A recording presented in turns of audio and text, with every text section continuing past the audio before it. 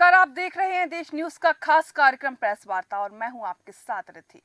Press वार्ता के खास कार्यक्रम में हम आपको बताते हैं देश और दुनिया की तमाम बड़ी खबरें।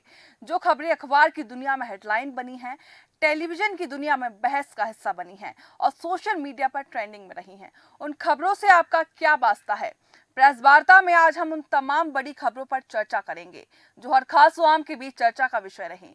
इन तमाम बड़ी खबरों को लेकर हमारे साथ जुड़ गए हैं हमारे एडिटर सूरज पाठक जी, स्थानीय संपादक राजेश सक्सेना जी, उत्तर प्रदेश से लखनऊ ब्यूरो ज्ञानेश वर्मा जी और छत्तीसगढ़ से ब्यूरो हेड सुनील नामदेव जी। आप सभी का बहुत बहुत स्वागत है।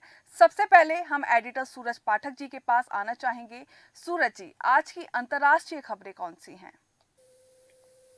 जी, मैं बताना चाहूँगा कि अंतर्राष्ट्रीय स्तर पर जिन खबरों का मुख्य स्थान है, उसमें एक खबर चिंताजनक है और वो खबर है अमेरिका से, क्योंकि अमेरिका में एक बार फिर कोरोना महामारी ने रफ्तार पकड़ ली है।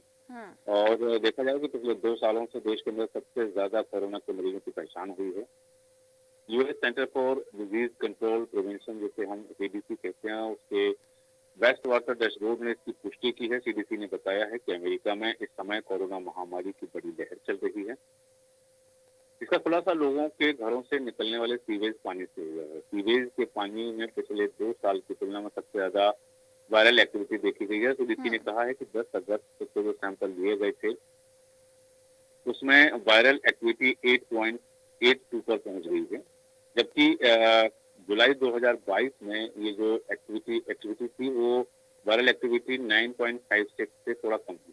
ठीक है। तो ये देखा जा रहा है कि कोरोना का स्तर पता लगाया जा रहा है। हालांकि कोरोना केवल अमेरिका ने, दक्षिण कोरिया की रोग नियंत्रक एजेंसी ने भी हाल ही में जो जानकारी दी है कि सीवेज ट्रीटमेंट वाटर में कोविड-19 की वायरस मात्रा है, वो 1 सप्ताह के अंदर दोगुनी हो गई है। ठीक। योनहाप की एक एजेंसी ने जो रिपोर्ट जारी की, उस रिपोर्ट में कोरिया नियंत्रण एवं रोकथाम एजेंसी जो केडीसी है, उसके द्वारा संचालित अपशिष्ट जल निगरानी कार्यक्रम के तहत अगस्त के दूसरे सप्ताह में स्थानीय सीवेज ट्रीटमेंट प्लांट में प्रति मिलीमीटर 43,640 वायरस की मात्रा दर्ज की गई है, जो पिछले सप्ताह के 24,702 प्रति मिलीमीटर के मुकाबले ज्यादा। मैं बताना चाहूंगा, दक्षिण कोरिया के अस्पतालों में कोरोना मरीजों की संख्या लगातार बढ़ती दिखाई दे रही है और पिछले 1 सप्ताह से दक्षिण कोरिया के अस्पतालों में 878 कोरोना के मरीज थे और जो इस सप्ताह तो मरीजों की संख्या बढ़कर 1,359 पहुंची है। खासतौर पर चुंगजीमोंग प्रांत में 5 से 9 अगस्त के बीच कोविड संक्रमण वाले बच्चों की संख्या 301 थी, जबकि यही संख्या 22 से 26 जुलाई तक केवल 54 थी। और कोरिया चिल्ड्रन हॉस्पिटल एसोसिएशन के जो अध्यक्ष हैं कोई योंग, उन्होंने कहा कि अधिकांश कोविड-19 बाल रोगियों में हल्के लक्षण हैं जो वायरस को अधिकतर आसानी से फैलने देते हैं। वहीं दक्षिण कोरिया और अमेरिका में, जैसा कि हम देख रहे हैं कि बल्कि वहाँ दिखाई दे रही है। दूसरी तरफ अमेरिका से ही एक खबर और है जो राष्ट्रपति चुनाव को लेकर है, क्योंकि जिस तरह से देखा जा रहा है कि अमेरिकी राष्ट्रपति चुनाव को लेकर के राजनीतिक सरगर्मियां तेज हैं। डोनाल्ड ट्रंप ने कमला हैरिस को लेकर के विवादित बयान दिया। इससे पहले भी डोनाल्ड ट्रंप ने कमला हैरिस के भारतीय होने या ब्लैक अमेरिकी होने पर टिप्पणी की थी, जो काफी चर्चा में था। अब एक बार फिर अपने प्रतिद्वंदी कमला हैरिस को लेकर के ट्रंप ने विवादित टिप्पणी की है। इस बार उन्होंने कमला हैरिस की सुंदरता से अपनी सुंदरता की तुलना की है। उन्होंने कहा कि कमला हैरिस से वे ज्यादा सुंदर दिखते हैं। डोनाल्ड ट्रंप ने यह टिप्पणी पेंसिल्वेनिया के एक आयोजित कार्यक्रम में, वहाँ रैली थी, उस रैली के दौरान उन्होंने यह कहा, क्योंकि नवंबर में राष्ट्रपति चुनाव को लेकर के अमेरिका में जो चुनाव होने वाले हैं, वहाँ डेमोक्रेटिक पार्टी से जो बाइडेन ने अपनी उम्मीदवारी को वापस ले लिया था और उसके बाद कमला हैरिस को राष्ट्रपति पद का उम्मीदवार बनाया गया है। दूसरी तरफ रिपब्लिकन पार्टी ने एक बार फिर डोनाल्ड ट्रंप को मैदान में उतारा, तो इस समय भी कमला हैरिस पर लगातार निजी टिप्पणियां करते जा रहे हैं। डोनाल्ड ट्रंप ने पहले से ही विवादित बयानबाजी, निजी हमले करने के लिए, हालांकि वो जाने जाते हैं। ट्रंप ने नई टिप्पणी में जो है क्योंकि वहाँ चीफ जनरल में जो उनका बयान छपा है, उसको जोड़कर देखे जा रहा है, क्योंकि जिसमें कमला हैरिस को सुंदर बताने की बात कही। पैगी नूनन वाले स्ट्रीट में जो कॉलम लिखा गया है, उसमें कमला हैरिस की तारीफ की गई है, जिसमें ट्रंप ने इस तरह की टिप्पणी की है। हालांकि ये भी कहा गया है कि ट्रंप ने कमला हैरिस को लेकर जो लिखा था कि आप उनकी कोई खराब तस्वीर क्लिक नहीं कर सकते, उनकी सुंदरता और सामाजिक गर्मजोशी मिलकर ग्लैमर पैदा करते हैं। मैं बताऊं तो कमला हैरिस को ट्रंप सन की भी कह चुके हैं। ट्रंप ने इस तरह की बयानबाजी करके खुद को कमला हैरिस ज्यादा सुंदर जो बताया है, और अपनी बयानबाजी से लगातार डोनाल्ड ट्रंप जो है वो सुर्खियों में बने हुए हैं। ठीक है। दूसरी तरफ बात करूंगा भारत की खबरों की, क्योंकि जिस तरह से देखा जा रहा है कि कलकत्ता में जो महिला डॉक्टर से दुष्कर्म का जो मामला है वो लगातार जोर पकड़ता जा रहा है, और जी। डॉक्टरों का प्रदर्शन आज भी जारी है, और हम्म। देश के अलग अलग हिस्सों में डॉक्टर प्रदर्शन कर रहे हैं, और अस्पतालों को सेफ जोन और सुरक्षा के लिए कानून लाने की मांग की जा रही है। इन सबके बीच में महिला डॉक्टरों की हत्या दुष्कर्म मामले पर सियासत पूरे जोरों पर है, क्योंकि रेजिडेंट डॉक्टर एसोसिएशन एम्स, जो आरडीए एम्स है, उसने कहा है कि एम्स और दिल्ली के अन्य अस्पतालों के रेजिडेंट डॉक्टर 19 अगस्त से निर्माण भवन में स्वास्थ्य मंत्रालय के सामने सड़क पर मुफ्त ओपीडी सेवाएं देंगे, जब तक कि हमें केंद्रीय सुरक्षा अधिनियम के माध्यम से अस्पतालों में पर्याप्त सुरक्षा का आश्वासन नहीं मिल जाता है। हालांकि भारतीय जनता पार्टी ने एक बार फिर पश्चिम बंगाल की मुख्यमंत्री ममता बनर्जी का इस्तीफा मांगा है, और पार्टी प्रवक्ता जो शहनाज पूनावाला, उन्होंने कहा है कि कलकत्ता केस में पीड़िता के माता पिता के बयान के बाद अगर ममता बनर्जी में नैतिकता बची है तो अपने पद से इस्तीफा दे देना चाहिए। ममता सरकार बेटियों को बचाने में दिलचस्पी नहीं रखती। भारतीय जनता पार्टी का कहना है कि ममता सरकार की प्राथमिकता दुष्कर्मियों को बचाने, सबूत नष्ट करने और सत्य छिपाने में। राज्य सरकार पीड़िता के माँ बाप से क्या सच छिपा रही है, क्योंकि पहले दिन में भ्रमित किया जा रहा था, माता पिता की तरफ से जो बातें कही उस पर ममता बनर्जी को इस्तीफा दे रहे थे। यहाँ सुप्रीम कोर्ट ने कलकत्ता में RG medical college and hospital में हुए जघन्य अपराध का स्वतः संज्ञान लिया है। शीर्ष अदालत ने वेबसाइट पर अपलोड की गई वाद सूची के मुताबिक कोर्ट 20 अगस्त को यानी कल मंगलवार को सुनवाई करने वाली है, और चीफ जस्टिस डीवाई चंद्रचूड़ अध्यक्षता वाली पीठ मामले की सुनवाई करेगी। ठीक है। यहाँ मैं बताना चाहूंगा कि इस मामले को लेकर के जिस तरह से सियासत हो रही है, क्योंकि कल भी एक बार फिर से रिक्लेम द नाइट अभियान देखने के लिए मिला है। कल रात में जिस तरह से वहाँ देखा सड़कों पर देखने मिला है, और कोलकाता पश्चिम बंगाल के अन्य हिस्सों में सैकड़ों महिलाएं सड़कों पर उतरी और पीड़िता के लिए न्याय की मांग की। इस तरफ एक खबर का और जिक्र करूंगा जो सियासत से जुड़ी है, क्योंकि झारखंड के पूर्व मुख्यमंत्री और हेमंत सोरेन सरकार में मंत्री रहे चंपई सोरेन भारतीय जनता पार्टी में शामिल होने की चर्चाएं तेज हैं कि वो भारतीय जनता पार्टी में शामिल हो सकते हैं। प्रयास लगाए जा रहे हैं कि वह जेएएमएम के झारखंड मुस्लिम 6 विधायकों के साथ भारतीय जनता पार्टी में शामिल हो सकते हैं। हालांकि कल रविवार 18 अगस्त को चंपई सोरेन जो हैं वो दिल्ली पहुंचे हैं, और पूर्व मुख्यमंत्री रहे चंपई सोरेन से जब पूछा गया कि क्या वो भारतीय जनता पार्टी की सदस्यता ग्रहण करने आए, तो हालांकि उन्होंने कहा है कि वो निजी काम से दिल्ली आए हैं, और लेकिन 6 विधायकों के साथ उनकी यदि भारतीय जनता पार्टी में शामिल होने की खबर जो सामने आ रही, तो वहाँ सत्ता परिवर्तन के कयास भी लगाए जा रहे हैं, क्योंकि देखा जा रहा है कि जिस तरह से वहाँ पर चंपई सोरेन मुख्यमंत्री रहे हैं, फिर उसके बाद वो हटा दिए गए, और अब यदि हो सकता है कि सत्ता परिवर्तन की बात है, क्योंकि भारतीय जनता पार्टी जिस तरह से देखा जाता है, भारतीय जनता पार्टी की रीति नीति कार्यशैली रहती है कि वो हर राज्य में अपनी सरकार बनाना चाहती है। एक आखिरी खबर का जिक्र करना चाहूंगा, जो खबर जम्मू कश्मीर से है, क्योंकि जम्मू कश्मीर में विधानसभा चुनावों की तारीखों का ऐलान कर दिया गया है। ऐसे में डेमोक्रेटिक प्रोग्रेसिव आजाद पार्टी का सियासी कुनबा लगभग बिखरता सा नजर आ रहा है, क्योंकि इस बीच जम्मू कश्मीर के पूर्व मुख्यमंत्री और डेमोक्रेटिक प्रोग्रेसिव आजाद पार्टी के चीफ गुलाम नबी आजाद के सलाहकार और बीपीएपी कार्य समिति के सदस्य एडवोकेट मंजूर अहमद ने इस्तीफा देने की उनकी अटकलें सामने आई हैं। और हालांकि ये भी देखा गया है कि कल मीडिया में उनके नाम की एक चिट्ठी सामने आई, जिसमें इस्तीफे की बात का खंडन उनकी ओर से किया गया है। लेकिन ये देखा जा रहा है कि चुनाव से पहले ताज मोहिउद्दीन ने, क्योंकि पाला बदल दिया विधानसभा चुनाव के ठीक पहले की बात करें कि जैसे ऐलान हुआ उसके ठीक बाद कश्मीर में सियासत की जो बिसात बिछने लगी है, और उस बिसात में सभी नेता अपने अपनी विधानसभा में पहुंचने के लिए चाल चल रहे हैं। ठीक है। देखा जा रहा है कि डेमोक्रेटिक प्रोग्रेसिव आजाद पार्टी के दवा नेता पूर्व मंत्री ताज मोहिउद्दीन ने भी इस्तीफा दे दिया। वहां मोहिउद्दीन कांग्रेस के साथ 4 दशकों से ज्यादा समय से जुड़े रहे हैं। वहीं मोहिउद्दीन उत्तरी कश्मीर के बारामूला जिले के उरी विधानसभा क्षेत्र से विधायक भी रहे हैं। तो उन्होंने 2022 में आजाद के समर्थन में कांग्रेस से इस्तीफा दिया था, और इसके बाद वह आजाद के नेतृत्व वाली पार्टी में शामिल हो गए थे। तो ये जो देखा जा रहा है कि वहाँ सियासी समीकरण बनते बिगड़ते नजर आ रहे हैं, क्योंकि हाल ही में गुलाम नबी आजाद जो पार्टी है बीपीएपी, उसमें हादी अब्दुल रशीद डार जो है उनके तहत जम्मू कश्मीर के कई पूर्व मंत्री और विधायक कांग्रेस पार्टी प्रमुख मल्लिकार्जुन खड़गे के आवास पर कांग्रेस में शामिल हो गए, कांग्रेस की सदस्यता ले ली। तो इस तरह से देखा जा रहा है कि वहाँ जो सियासी समीकरण चल रहे हैं, बदलने का जो क्रम चल रहा है, वो देख रहा है कि चुनावों पर इस पूरी प्रक्रिया का क्या असर होने वाला है। ठीक है सूरज जी, बिल्कुल सही कहा आपने। आपने कोरोना का जिक्र किया, आपने अमेरिका में होने वाले राष्ट्रपति चुनाव का जिक्र किया, कैसे वहां पर सुंदरता पर सियासत छिड़ी हुई है।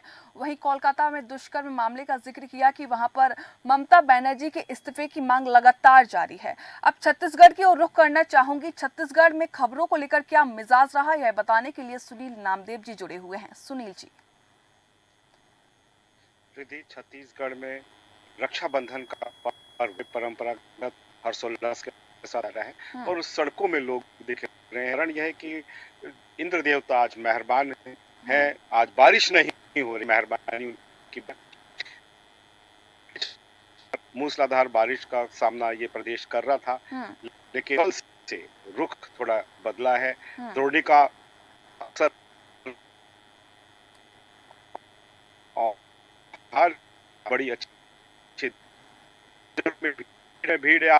सावन का आखिरी सोमवार भी है, इसलिए शिवों में काफी भक्तों का तांता लगा हुआ है। कांवड़ यात्राएं भी अंतिम पड़ाव पर है। मुख्यमंत्री, डिप्टी सीएम, सरकार के तमाम मंत्री अपने अपने इलाकों में कांवड़ यात्रा का स्वागत कर रहे हैं। तो से यहाँ हिंदुत्व की लहर, चूंकि राज्य में बीजेपी की सरकार, इसलिए एक हिंदुत्व की लहर आज के दिन देखने को मिल रही है। एक भिलाई से कांग्रेस के विधायक हैं देवेंद्र यादव, उन्हें गिरफ्तार कर लिया गया है। ये खबरें भी आज तमाम अखबारों में सुर्खियां बनी हुई हैं। मसला है कि मई महीने में बलौद जो डिस्ट्रिक्ट है, वहाँ पुलिस अधीक्षक का कार्यालय और कलेक्टर का कार्यालय जला दिया गया। एक भीड़ थी, ठीक है और सुनील जी। से उस समय नियंत्रण नहीं हो पाया। इसके चलते भूमिका भी सामने आई है कि कार्यालय फूंक देने से आगजनी की घटना को अंजाम देने में गिरफ्तारी हो चुकी है और कांग्रेस अब उसके विरोध की तैयारी कर रही है। ठीक है सुनील जी, बिल्कुल सही जिक्र किया आपने। सावन का आज आखिरी सोमवार है, हिंदुत्व की लहर देखने को मिल रही है। अब इसी क्रम में देश के दिल यानी मध्य प्रदेश की ओर रुख करना चाहूंगी। एमपी में किन खबरों को लेकर सुर्खियां बटोरी, यह बताने के लिए स्थानीय संपादक राजेश सक्सेना जी जुड़े हुए हैं। राजेश जी। देखिए जी, एक बड़ी खबर मध्य प्रदेश में तबादलों को लेकर है। जिस तरह से अब ये माना जा रहा है कि 15 दिन के लिए जो तबादले पोस्टिंग हो सकेंगे, इसके लिए पूरी तैयारी सरकार ने कर ली है। मध्य प्रदेश में अधिकारियों और कर्मचारियों का एक जिले से दूसरे जिले में तबादला विभागीय मंत्री और जिलों के भीतर प्रभारी मंत्री के अप्रूवल से ही होगा। सरकार ने तबादला नीति का जो ड्राफ्ट तैयार किया है, उसमें इसका प्रावधान है। कैबिनेट की बैठक 20 अगस्त यानी कल प्रस्तावित है, जिसमें इस तबादला नीति को मंजूरी दी जा सकेगी। कैबिनेट की मंजूरी के बाद 20 अगस्त से 5 सितंबर तक यानी कि 15 दिन मध्य प्रदेश में कर्मचारियों के तबादलों पर से बैन हटेगा। ये भी संभव है कि कैबिनेट सिर्फ तृतीय और चतुर्थ श्रेणी के कर्मचारियों के तबादलों को मंजूरी दे। नई नीति में भी पुरानी नीति के अनुसार राज्य प्रशासनिक सेवा के अधिकारी, विभागाध्यक्ष और क्लास 1 अधिकारियों के तबादले मुख्यमंत्री की सहमति से संबंधित विभाग ही करेगा। जो अधिकारी जिस जिले में पहले पदस्थ रहा है, उसकी वहां पोस्टिंग नहीं होगी। खास बात यह है कि शिक्षा विभाग के तबादले इस ड्राफ्ट में शामिल नहीं है। दूसरी तरफ जिस तरह से जो तबादला नीति तैयार की गई है, अगर पुलिस महकमे की बात करें तो डीएसपी और उनसे वरिष्ठ पुलिस अफसरों के ट्रांसफर पुलिस स्थापना बोर्ड के दिशा निर्देश और विभागीय मंत्री के अप्रूवल के बाद सीएम की सहमति से होंगे। जिले के भीतर डीएसपी से नीचे के पुलिस अधिकारियों के ट्रांसफर का निर्णय पुलिस स्थापना बोर्ड लेगा। पुलिस अधीक्षक प्रभारी मंत्री के अप्रूवल के बाद आदेश जारी करेगा। राज्य प्रशासनिक सेवा की अगर बात की जाए तो राज्य प्रशासनिक सेवा के अधिकारियों का ट्रांसफर सीएम के अप्रूवल के बाद सामान्य प्रशासन विभाग यानी कि जीएडी करेगा।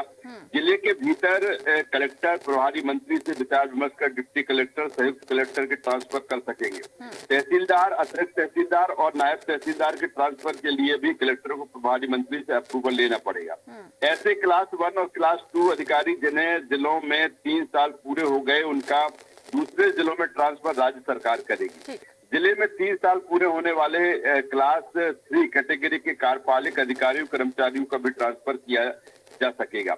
कुछ ऐसा ड्राफ्ट में भी है कि अगर खुद के खर्च पर और म्यूचुअल ट्रांसफर के लिए ऑनलाइन या कार्यालय प्रमुख को आवेदन देना होगा। खुद के खर्च पर खाली पदों पर किए गए ट्रांसफर या प्रशासनिक कारणों से किए गए ट्रांसफर के आदेश अलग अलग जारी किए जाएंगे। खुद के खर्च पर ट्रांसफर का आवेदन देने वाले ऐसे लोगों को प्राथमिकता दी जाएगी जिन्होंने पिछले वित्तीय वर्ष में तय किए गए टारगेट को पूरा किया है। तो ये तमाम सारे प्रावधान हैं जो नई जो ट्रांसफर पॉलिसी है उसमें है। एक खबर सिंहस्थ की तैयारियों को लेकर है और जिस तरह से उज्जैन जिले के महिदपुर तहसील में स्थित नारायण धाम मंदिर को इस तरह विकसित किया जाएगा कि इसे वैश्विक पहचान मिले। दरअसल ये मंदिर श्री कृष्ण सुदामा की मित्रता का साक्षी है, इसलिए इसका धार्मिक और ऐतिहासिक महत्व है। मुख्यमंत्री डॉक्टर मोहन यादव ने रविवार को अधिकारियों के साथ बैठक में इस मंदिर के विकास के लिए निर्देश दिए। उन्होंने कलेक्टर को निर्देश दिए कि जन्माष्टमी के अवसर पर वहां पुलिस बैंड की जो प्रस्तुति है वो की जाए। सिंहस्थ 2028 की तैयारियों में भी अब तेजी आने की पूरी संभावना है। जिस तरह से मुख्यमंत्री डॉक्टर मोहन यादव सोमवार को सिंहस्थ मेला कार्यालय उज्जैन में यानी कि आज धार्मिक न्यास एवं धर्मस्व संचालनालय का शुभारंभ करेंगे। लोकसभा चुनाव से पहले सरकार ने भोपाल में चल रहे इस संचालनालय को उज्जैन शिफ्ट करने का निर्णय किया था, जिसका उद्देश्य था कि सिंहस्थ के कामों को गति मिल सके।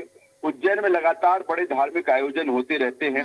सरकार द्वारा जारी नोटिफिकेशन के मुताबिक धार्मिक न्यास और धर्मस्व संचालनालय और तीर्थ दर्शन योजना संचालनालय दोनों को अब सिंहस्थ मेला भवन उज्जैन से संचालित किया जाएगा। हालांकि प्रमुख सचिव सहित कई स्टाफ अभी भी भोपाल में ही बैठेगा। ये सरकार के साथ कोऑर्डिनेशन सहित नीतियों पर काम करेंगे। दूसरी तरफ धार्मिक एवं न्यास धर्मस्व विभाग में कई विभागीय काम ऐसे हैं जो सीधे सिंहस्थ कार्य योजना से जुड़े हैं। इनमें पवित्र नगर घोषित करना और उनके विकास के लिए नोडल एजेंसी का काम करना प्रमुख है। तो अब जिस तरह से सिंहस्थ की जो तैयारियां हैं वो तेजी के साथ आगे बढ़ेंगी और मुख्यमंत्री आज जब सिंहस्थ में होंगे तो तमाम तैयारियों का वो जायजा भी लेंगे। दूसरी तरफ जो एक खबर मौसम से जुड़ी हुई है कि लगातार जो बारिश का दौर है कुछ दिनों से रुका है। मध्य प्रदेश में अब तक सीजन की 76% से ज्यादा 28.5 इंच बारिश हो चुकी है। सोमवार को छिंदवाड़ा, सतना, सीधी, धार और बड़वानी में तेज बारिश हो सकती है। आज जिस तरह से संभावना जताई गई है, मंगलवार से बारिश का जो स्ट्रॉन्ग सिस्टम है वो एक्टिव हो जाएगा। इसकी वजह से 21 और 22 अगस्त को पूरे प्रदेश में तेज बारिश की संभावना है। तो मौसम केंद्र के अनुसार जिस तरह से लगातार पहले बारिश हुई है पर बारिश का जो दौर है रुका, अब 1-2 दिन में जो बारिश का दौर है एक बार फिर वो शुरू हो सकता है। जी ठीक है राजेश जी, आपने बिल्कुल सही जिक्र किया। आपने ट्रांसफर पॉलिसी के बारे में बताया कि जैसे वहां के अधिकारी जहां पर पदस्थ थे वहां पर उनकी पोस्टिंग दोबारा नहीं होगी। आपने नारायण धाम का जिक्र किया।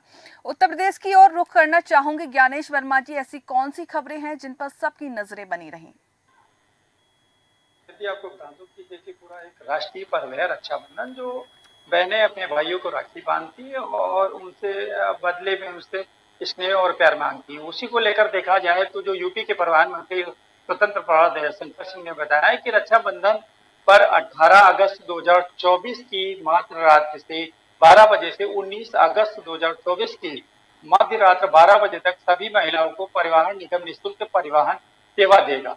और इसी प्रकार 22 अगस्त 2024 से लेकर 26 अगस्त 2024 और 29 अगस्त 2024 से 1 सितंबर 2024 को आरक्षी पुलिस भर्ती के अभ्यर्थियों को भी परिवहन निगम निःशुल्क सेवा उपलब्ध कराएगा। वहीं रिद्धि में बात करूंगा कि कल जो है 69,000 शिक्षक भर्ती को लेकर सीएम योगी ने बैठक की और अपने आवास पर 5 KDD सीएम आवास पर उन्होंने बैठक किया और मामले में रणनीति तय करने के लिए हो रही थी मीटिंग। हाईकोर्ट ने 3 माह में नई लिस्ट बनाने का आदेश दिया था।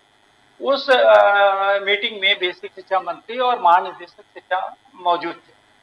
वहीं रिद्धि में बात करूंगा कि कल जो है एक खबर पूरे प्रदेश में चर्चा का विषय बनी रही कि 4 सवार युवकों ने भाजपा मीडिया प्रभारी को भेज दिया।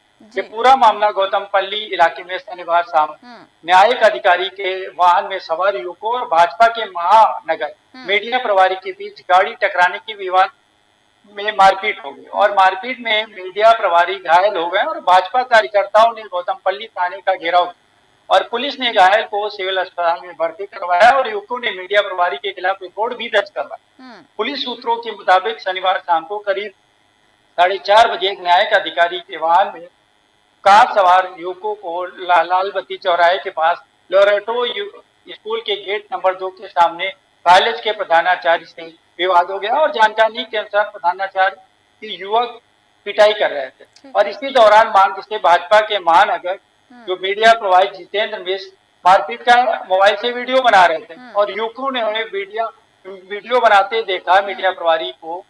इसी पर युवक मीडिया प्रभारी से भिड़ गया और पुलिस सूत्रों ने बताया कि युवकों ने मीडिया प्रभारी की जमकर पिटाई कर और युवकों के साथ मौजूद सुरक्षा कर्मी ने मीडिया प्रभारी को पीट दिया। आरोप है कि युवक मीडिया प्रभारी को गौतमपल्ली थाने ले गए और इसी बीच सूचना पाकर भाजपा कार्यकर्ताओं ने गौतमपल्ली थाने पहुंच गए और थाने में बढ़ती भीड़ को देखते हुए पुलिस ने आनंद फानन में घायल को सिविल अस्पताल में भर्ती करवाया और पुलिस ने युवकों की तहरीर पर मीडिया प्रभारी के खिलाफ वाहन में टक्कर मारने के आरोप की रिपोर्ट दर्ज कर ली। वहीं मैं बात करूंगा रिद्धि की स्वामी प्रसाद मौर्य ने ट्वीट किया है। उन्होंने कहा है लेटरल एंट्री के नाम पर भर्ती आरक्षण पर डकैती है और मोदी सरकार आरक्षण से वंचित कर रही है। एससी एसटी पिछड़ी जातियों को आरक्षण से वंचित कर रही है और यूपी पीएससी लेटरल एंट्री भर्ती का विज्ञापन वापस ले, आरएसएस सड़क पर आंदोलन के लिए नहीं तो बाध्य हो। वहीं मैं बात करूंगा रिद्धि की राजधानी लखनऊ में आए दिन शेखर हॉस्पिटल है जो आए दिन विवादों में रहता है। कभी मरे हुए मरीजों का इलाज करना, कभी भूमि पर विवाद होना। उसी को लेकर बता दूं कि उस हॉस्पिटल पर हाईकोर्ट ने एक आदेश जारी किया है और शेखर हॉस्पिटल की अवैध 3 मंजिलें ध्वस्त की जाएंगी। हाईकोर्ट के आदेश के अनुपालन में उत्तर प्रदेश आवास विकास परिषद ने अस्पताल के बाहर एक नोटिस चस्पा कर दिया है। अधिशासी अभियंता गौतम कुमार की ओर से जारी किया गया है नोटिस। ध्वस्तीकरण की कार्रवाई 20 से 27 अगस्त तक प्रस्तावित है और हाईकोर्ट ने अस्पताल के अवैध निर्माण में चल रही इकाइयों को स्थानांतरित करने के आदेश भी दिए गए हैं। इससे बिना किसी बाधा के ध्वस्तीकरण किया जा सके और परिषद की ओर से अस्पताल में मौजूद मरीजों को शिफ्ट करते हुए इस अवधि में ओपीडी बंद करने के भी आदेश दिया। परिषद की ओर से सीएमओ को इसकी जानकारी भेजी गई है ताकि अस्पताल को खाली कराया जा सके और अधिशासी अभियंता का कहना है कि 6 मंजिला शेखर अस्पताल में जो 3 मंजिल का ही उसका नक्शा पास। इस मामले में वर्ष 2012 से ये मुकदमा चल रहा जिसका स्टे अब खारिज हो गया और कुल 1795.25 वर्ग मीटर खेत को तोड़ा जाना है। मंगलवार को टीम अवैध निर्माण गिराने इंदिरा नगर शेखर हॉस्पिटल पहुंची। वहीं मैं बात करूंगा रिद्धि की।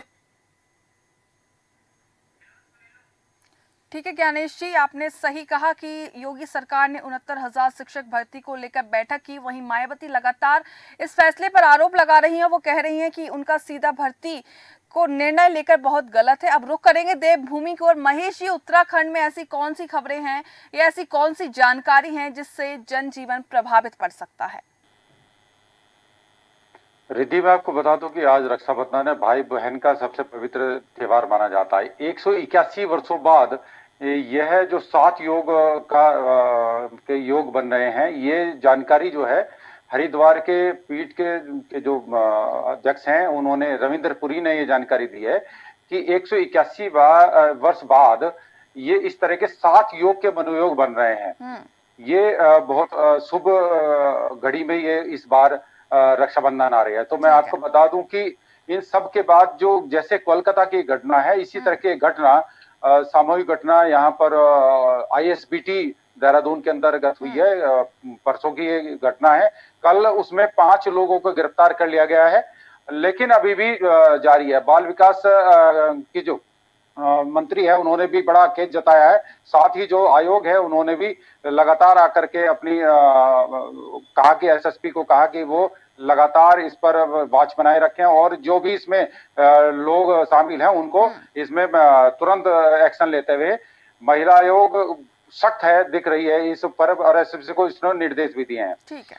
तो साथ ही मैं आपको बता दूं कि मुख्यमंत्री ने बहुत बड़ा एक निर्णय यहाँ पर लिया है। सरकारी विभाग में जो 10 साल की सेवा कर रहे हैं अभी तक अस्थायी रूप से, उन कर्मचारियों को अब अस्थायी करने के लिए उन्होंने कैबिनेट में पास कर दिया है। उन्होंने कहा है कि किसी तरीके से भी इस नियमावली में जो 2013 की नियमावली है उसके तहत जो काम कर रहे हैं उसे परमानेंट कर दिया जाएगा। ठीक है। तो साथ ही कल एक और बड़ी राज्यपाल ने एक जो अधिसूचना हुई है उसने जारी कर दी है। जो 10 साल से लगातार एक आंदोलनकारियों के लिए एक व्यवस्था चल रही थी कि वो चाह रहे थे कि उन्हें आरक्षण मिले, तो वो आरक्षण का रास्ता साफ कर दिया है और उन्होंने उस विधेयक को पास कर दिया है। अब राज्य आंदोलनकारी जो भी प्रदेश के अंदर नौकरियां होंगी उसमें 10% का आरक्षण उनको दिया जाएगा। साथ ही मैं आपको बता दूं कि पेरिस ओलंपिक से उत्तराखंड लौटे लक्ष्य सेन को ग्राफिक गिरा ने कल सम्मानित किया और उन्होंने 25 लाख का चेक दिया। और केदारनाथ धाम में पहले आपको जानकर दे दूं कि पहली बार चिनूक से वहां पर थार भेजी गई थी, तो इस बार वहां गोल्फ कोर्ट के जो एटीबी है उसको भेजी गई है ताकि वो दिव्यांग और बीमार यात्रियों को मंदिर तक पहुंचाए और उसमें उनकी सुविधा हो सके यात्रियों को। गौरीकुंड से केदारनाथ का जो पैदल मार्ग है उसे एक दिन के लिए खोल दिया गया था, लेकिन फिर उसे बंद कर दिया गया है। जो लोग यात्री वहां पर श्रद्धालु पहुंचे थे उनको वापस सोनप्रयाग भेज दिया गया है। उन्हें कहा गया है कि वो कम से कम अभी पैदल मार्ग से ना आए और इसके लिए कम से कम वो 2 से 3 दिन का समय और लगेगा, क्योंकि जो रिपेयरिंग्स हैं वो अभी बाकी है। पीडब्ल्यूडी और बीआरओ मिलकर के जो काम कर रहे हैं वो 2 से 3 दिन में और जल्द हो जाएगी व्यवस्थाएं। तो साथ ही मैं आपको बता दूं कि कल सीएम धामी से भी लक्ष्य सेन मिले थे। लक्ष्य सेन को उन्होंने बधाई दी और साथ ही कहा कि जिस तरह का उनका प्रदर्शन है वो प्रदेश को गौरवान्वित करने वाला प्रदर्शन है और लगातार उनके इस कांस्य पदक से धामी ने कहा कि जिस तरीके से उन्होंने प्रदेश का मान बढ़ाया है निरंतर अब उनका यहाँ पर भी उपयोग किया जाएगा। बैडमिंटन को लेकर के उनका यहाँ पर भी उपयोग किया जाएगा। ठीक है महेश जी, बिल्कुल सही कहा आपने। धामी सरकार लगातार जनता के हित के लिए सक्रिय है, लगातार वो है जनता के हित के लिए फैसले लेती रहती है। आप सभी का बहुत बहुत शुक्रिया हमारे साथ जानकारी साझा करने के लिए। प्रेस वार्ता के जरिए आपने देश और दुनिया की तमाम बड़ी खबरें जानी। ऐसी जानकारी आपके साथ साझा की गई जो आपके लिए और आपके हित के लिए जानना बेहद जरूरी था। फिलहाल हमारे खास कार्यक्रम प्रेस वार्ता में बस इतना ही। जुड़े रहिए देश न्यूज के साथ। नमस्कार।